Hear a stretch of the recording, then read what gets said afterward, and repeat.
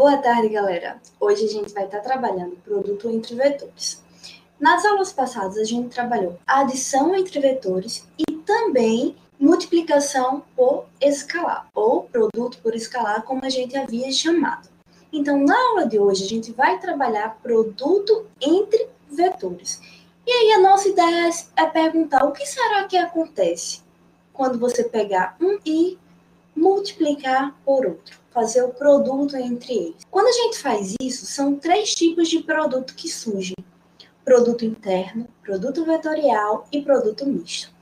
É necessário a gente saber e frisar isso, que quando a gente trabalha o produto interno entre 2 vetores, o resultado disso para a gente será um número, enquanto que um produto vetorial, como o próprio nome já está antecipando para a gente, vai ser um vetor. E o produto misto, o que será que isso vai dar para a gente? Vai ser exatamente uma misturinha aí entre o produto interno e o produto vetorial. Então, na aula de hoje, a gente vai trabalhar produto interno. Vale salientar que cada produto desse tem uma interpretação geométrica. Na verdade, é uma interpretação geométrica para o módulo desse produto. Então, quando a gente trabalha com produto interno, o que a gente vai ter de interpretação geométrica é a projeção ortogonal. Então, mais na frente, ainda nessa aula, a gente vai trabalhar o que é isso. Então, vamos começar. Primeira coisa, existe, entre aspas, 2 tipos de definição. Uma definição que a gente vai chamar de definição algébrica e outra definição considerada como definição geométrica. E agora a gente apresenta aí a definição algébrica do produto interno. Perceba que aqui, a gente está com 2 vetorzinhos, U e V, em coordenadas lá na nossa base canônica IJK, que a gente já definiu em aulas passadas.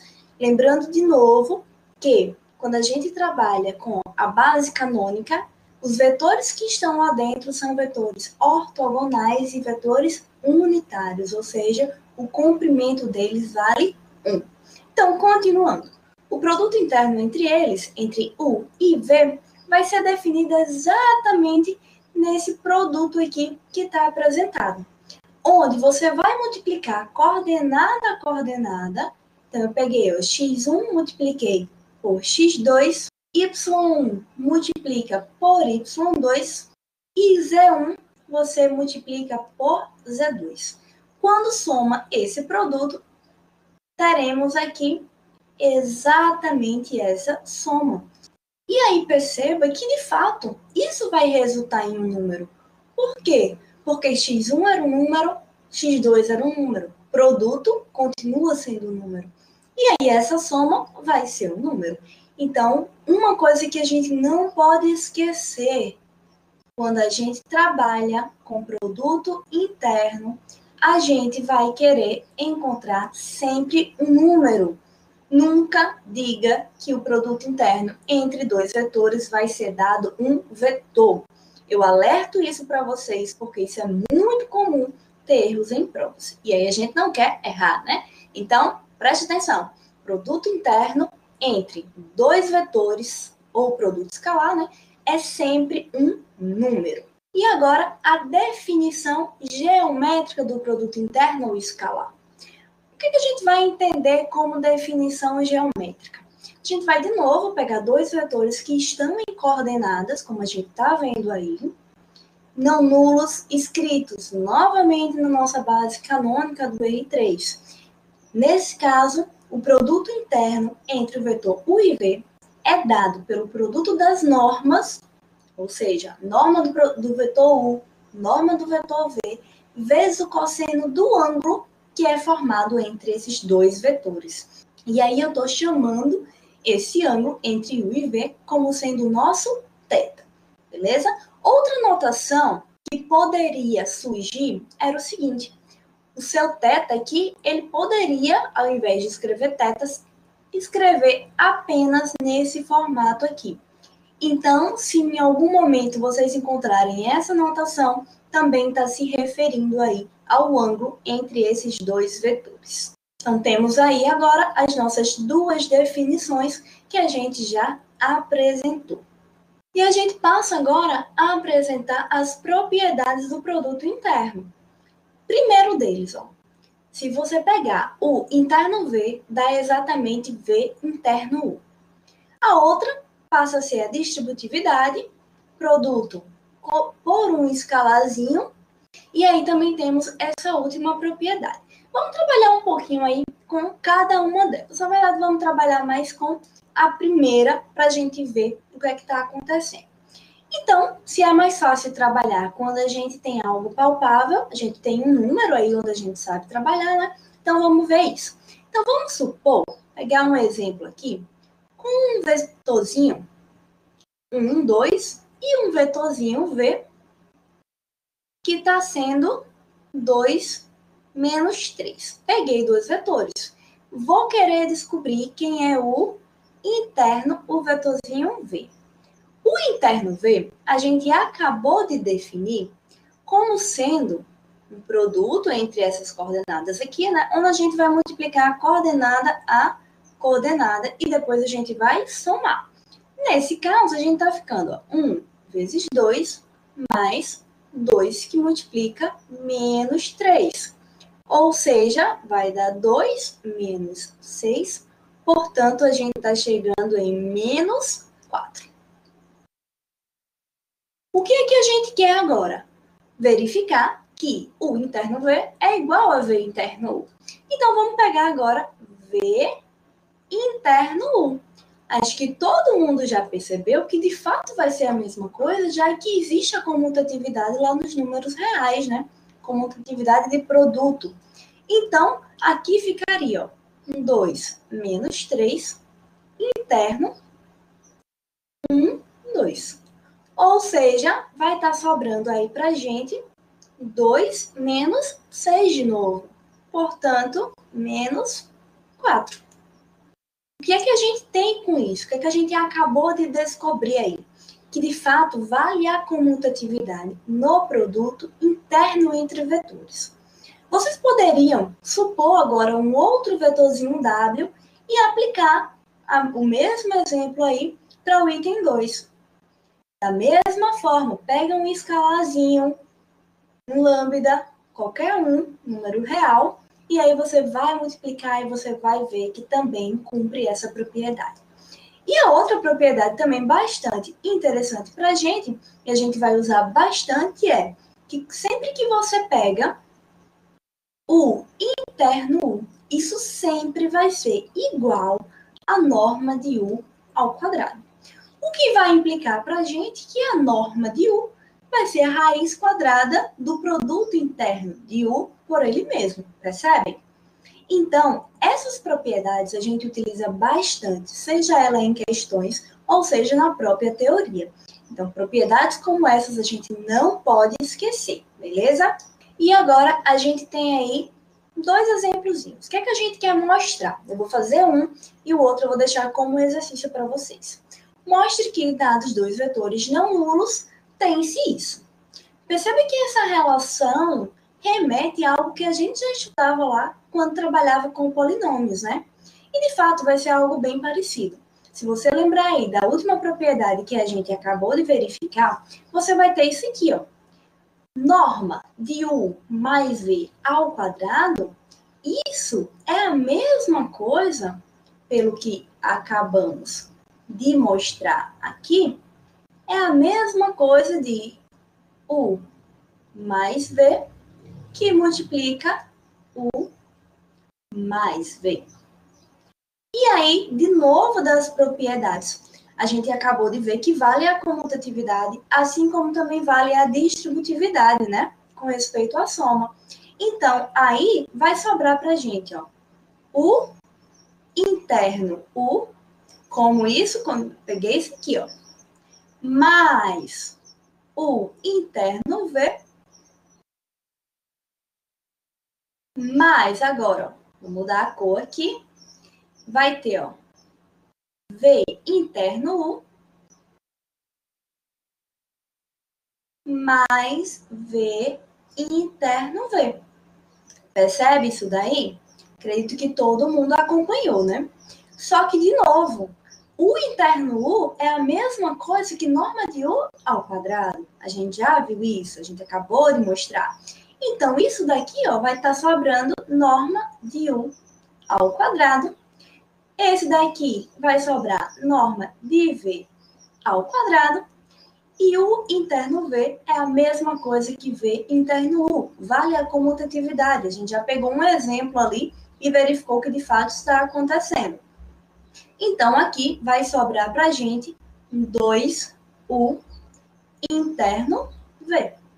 Ou seja, acabamos de verificar aí essa primeira coisa que a gente estava buscando. Perceba que para mostrar o segundo vai ser a mesma coisa. O que é que iria alterar? Iria alterar aqui, ó. Ao invés de sinal mais, apareceria um sinal menos. Consequentemente, aqui apareceria um menos e aqui também apareceria um menos. Logo, aqui iria aparecer um menos. Então, a ideia é exatamente a mesma. Se a gente acabou de fazer um, o outro é tranquilo para refazer, beleza? Então, fica como exercício aí essa segunda parte desse exemplo, para que vocês testem o que a gente acabou de fazer. E agora, a gente trabalha aí com ângulo entre vetor.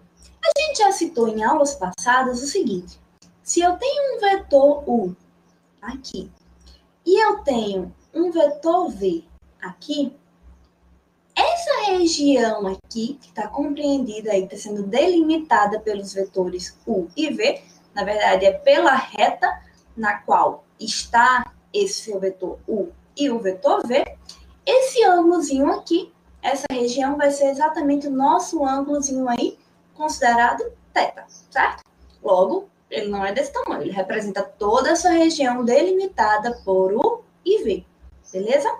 Então, o nosso questionamento é: como é que a gente vai descobrir quem é esse ângulo aí? Se vocês lembrarem um pouquinho do que a gente acabou de ver, a gente tinha lá da definição geométrica, a gente tinha que o interno V era exatamente norma de U, norma de V, vezes o cosseno do ângulo entre eles, que no meu caso eu estou chamando de θ. Não era isso? Então, aqui, ó, se U e V são vetores não nulos, a gente vai encontrar que cosseno de θ vai ser o produto interno de U e V sobre norma de U vezes a norma do vetorzinho V. Então, a gente tem isso daí logo da definição geométrica. Mas a nossa intenção não é descobrir quem é o cosseno de θ, é descobrir quem é o θ, não é isso? Então, o que a gente vai fazer para descobrir? Basta aplicar a função inversa do cosseno, que vai ser exatamente a arco-cosseno. Então, nesse caso, ficaria o seguinte, ó, θ passa a ser o arco-cosseno desse quociente aqui, de U interno V sobre norma de U, norma de V. Mas, Tuane, o que é que significa esse nosso arco cosseno? Eu sempre costumo dizer que é mais simples a gente fazer uma pergunta inversa, já que é uma função inversa. Ou seja, a gente vai perguntar o seguinte: quem é o ângulo, no caso θ, quem é o ângulo que quando eu aplico o cosseno vai dar exatamente o valor desse seu quociente aí? Ah, então calma. O que a gente vai precisar fazer para calcular o ângulo? A gente vai precisar saber quem é U e quem é V, e eles têm que ser não nulos, né?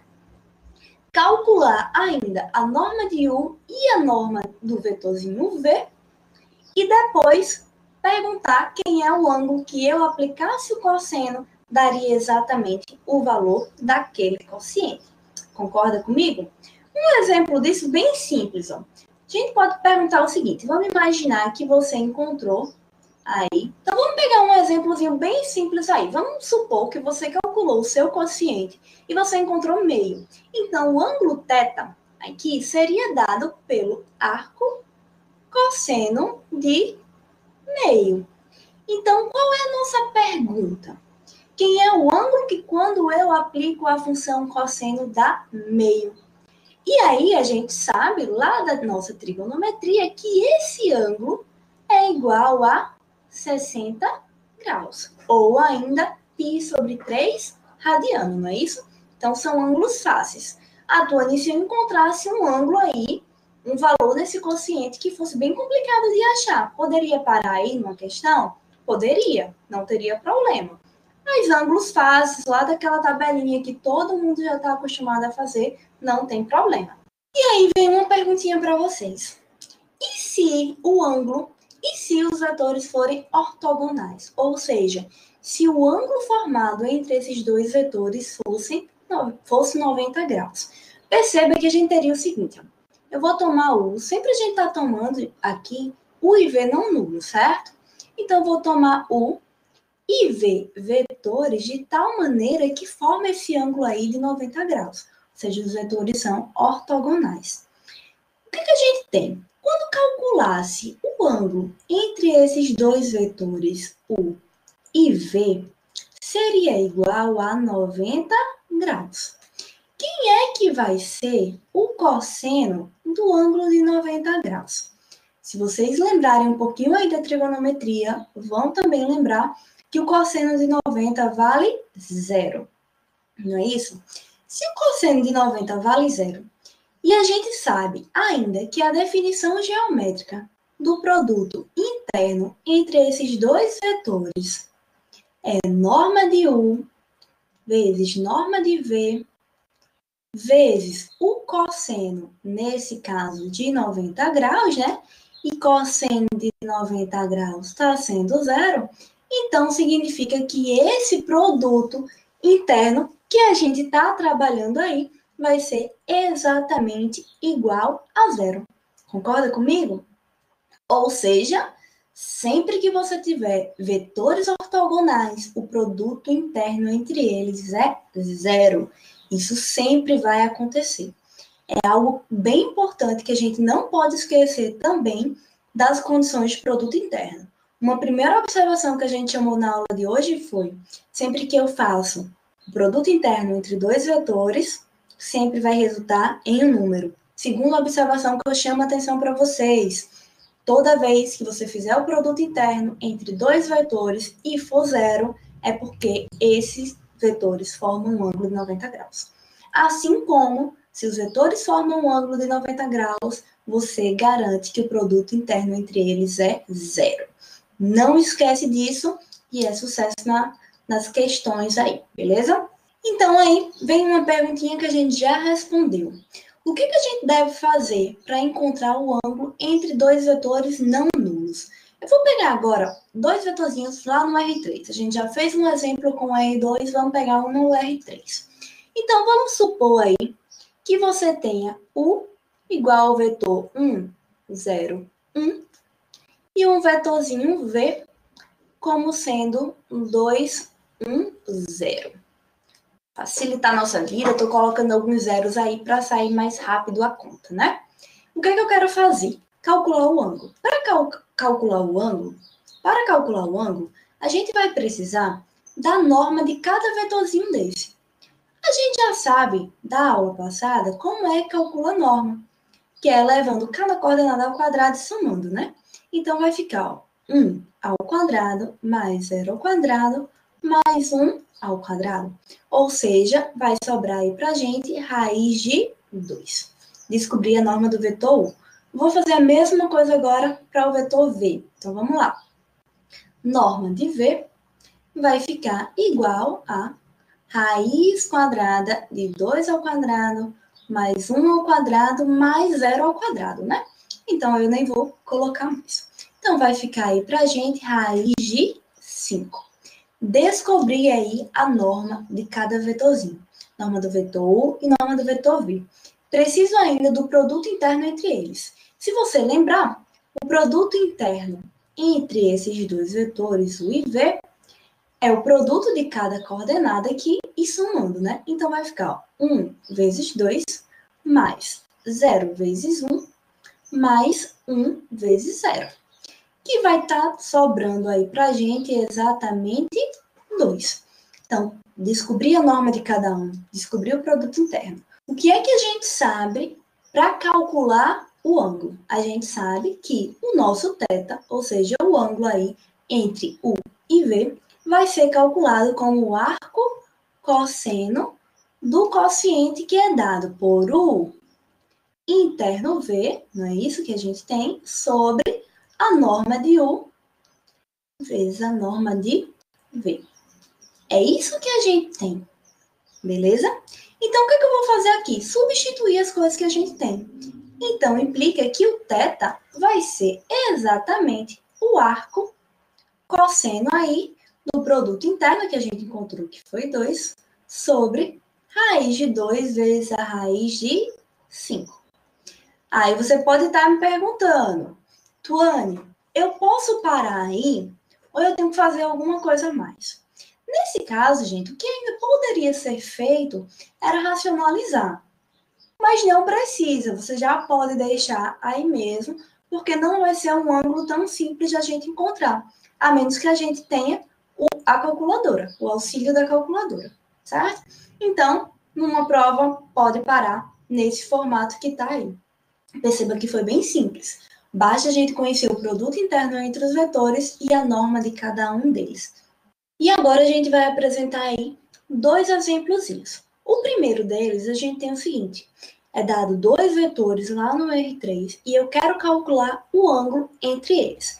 Essa primeira eu vou deixar como exercício porque a gente acabou de fazer uma questão bem parecida com essa, certo? Então a gente vai fazer apenas aí a nossa segunda questão. O que é que fala essa segunda questão? Sejam 2 vetores tais que a norma de U é raiz de 3 e a norma de V é 2, e o ângulo entre elas é 30 graus. Determine quem vai ser esse módulo aí do vetor 3U mais 2V. Lembra, gente, que quando você tem a norma aí de 3U mais V, isso daí ao quadrado era exatamente, então vamos lá, você tinha aqui a norma de 3U mais 2V ao quadrado era exatamente o produto aí entre 3U mais 2V vezes aqui interno, né? 3U mais 2V. E aí a gente já sabe que basta aplicar o produto em cada um, né? Ou seja, aplicando a distributiva e as propriedades lá que a gente já mostrou. Então, nessa primeira, 3U interno 3U vai dar 9U interno U. Beleza? Agora, ó, 3U interno 2V. 3 vezes 2, 6, né? Então, 6U interno V mais 2V interno 3U, que vai estar chegando 6V interno U, mais aí 4V interno V. Ou seja, vai sobrar para a gente 9. Quem é o interno U? O interno U, a gente já viu que é exatamente a norma de U ao quadrado. Então, já vamos organizando aqui. 6UV mais 6VU vale a comutatividade, então vai ficar 12U interno V. A gente também já sabia calcular isso, né? Mais 4, da mesma forma aqui, vai ficar a norma de V ao quadrado. Então, isso que a gente está calculando é a norma de 3U mais 2V ao quadrado. A gente não quer esse ao quadrado, né? Mas aí no final a gente resolve isso, beleza? Então, o que é que a gente precisa agora? Eu preciso encontrar, a gente está precisando encontrar quem é o interno V. Por quê? Porque isso aqui a gente já conhece, isso daqui a gente também já conhece. A única coisa que a gente não tem de informações na questão é quem é o interno V. Mas é fácil de conseguir isso. Por quê? Vamos fazer aqui, ó. O interno V era exatamente norma de U, norma de V, cosseno do ângulo entre eles, que no nosso caso já foi dado que é 30 graus, né?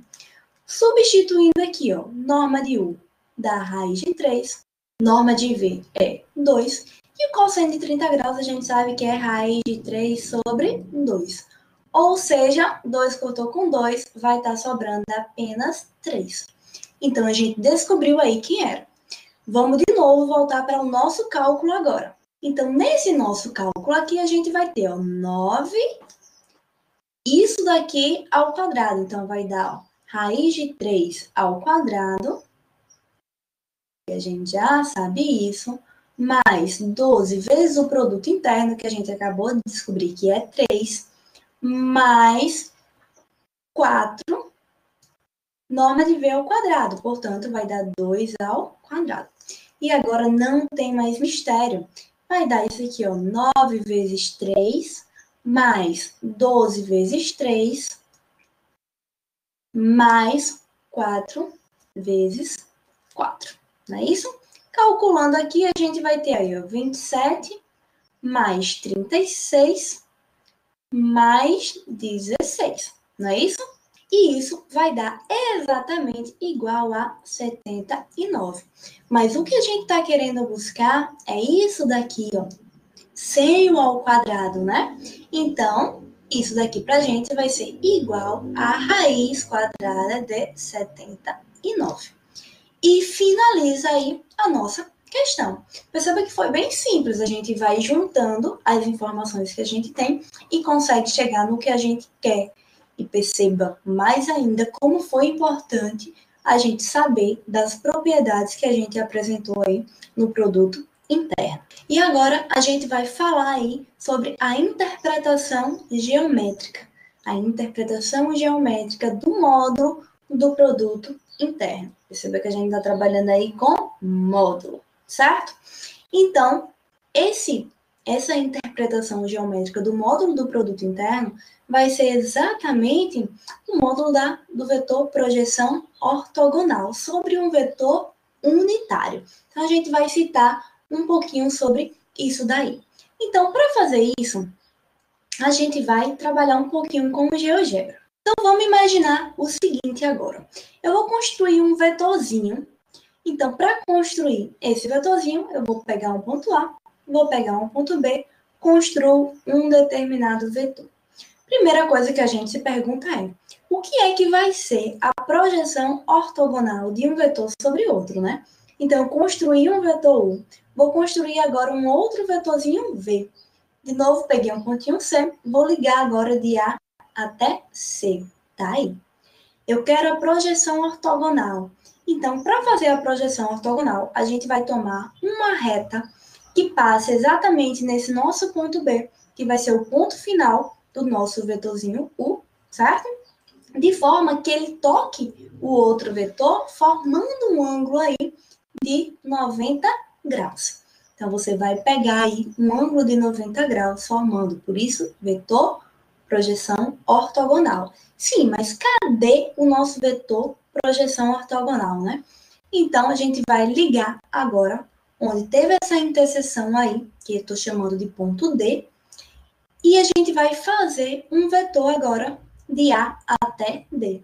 Então, esse seu vetorzinho W é o vetor projeção ortogonal. De quem? Do vetor U sobre o vetor V. Perceba que isso é a definição de projeção ortogonal qualquer.